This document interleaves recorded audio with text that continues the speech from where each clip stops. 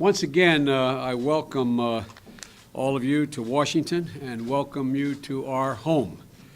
This week, in my view and the President's view, represents a historic gathering of leaders working toward a historic task of creating a better and a safer world for all our peoples. The President and I are honored that you've all agreed to be here this week. We value deeply the ability to bring so many important voices together, of so many diverse opinions in search of a common goal. The goals of the non-aligned movement and my country on the important issues of nuclear security, non-proliferation, as well as other issues have never been closer than they are today in our view. Our nuclear posture review that we've just completed has made it clear that the United States is committed to reducing the number of nuclear weapons in our arsenal and reducing their role in our defense. Along with the START Treaty signed with Russia last week, we've made clear that the reductions that are going to take place between our countries are going to be real, transparent, and legally binding. And the President of the United States has committed our country to seek peace and security of the world without nuclear weapons. We believe that is ultimately an achievable goal, and that is our goal. We know that some of the countries here and elsewhere believe that we have not been moving fast enough or that we can do more. Well, there is room to disagree on the exact approach of reducing nuclear weapons, but make no mistake about it. This administration is intent on reducing and continuing to reduce our nuclear weapons.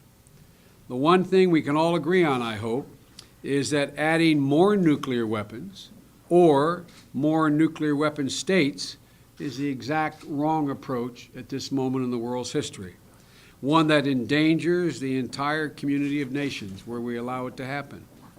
We can also agree, I hope, that controlling all nuclear materials that can produce a bomb is in the interest of every one of us gathered around this table and everyone in the world.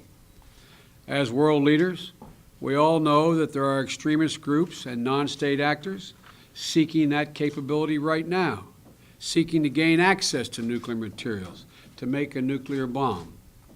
There are hundreds of tons of nuclear material scattered over 40 countries, including the United States of America and many of the countries here. And just 50 pounds of high-purity uranium, smaller than a soccer ball, could destroy the downtown of all our capital cities and kill tens, if not hundreds of thousands of individuals. So it's very much in our interest to gain control. This is the horrific threat that we all face together, and one that we are determined we will defeat together. This week is testament to the common ground we all share. But just as we all agree in the need to prevent a nuclear disaster, we also agree on the benefits of nuclear technology and peaceful nuclear power, what it can do to bring the world, if properly managed and protected, to a better place. The United States of America stands fully committed to supporting the promotion of peaceful benefits of nuclear power in the context of the Nuclear Non-Proliferation Treaty.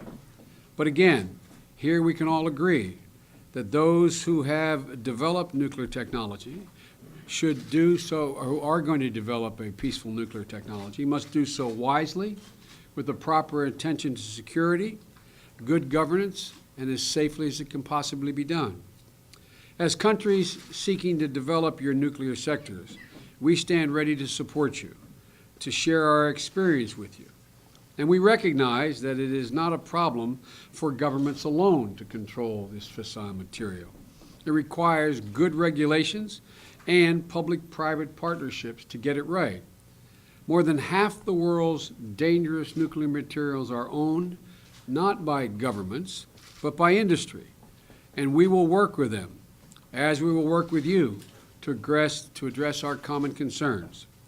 Later this week, I'll be hosting a roundtable for companies from the world's leading nuclear industries to see how we can further enhance the partnership and guarantee their safety and security. So again, let me thank each and every one of you for coming today, this afternoon, to our home. And I ask that this week we help each other seize this historic opportunity that is in front of us to make the world we share together a safer and a more harmonious place. I thank you all for coming, and I thank the press for being here, and now we'll have some lunch and have a discussion.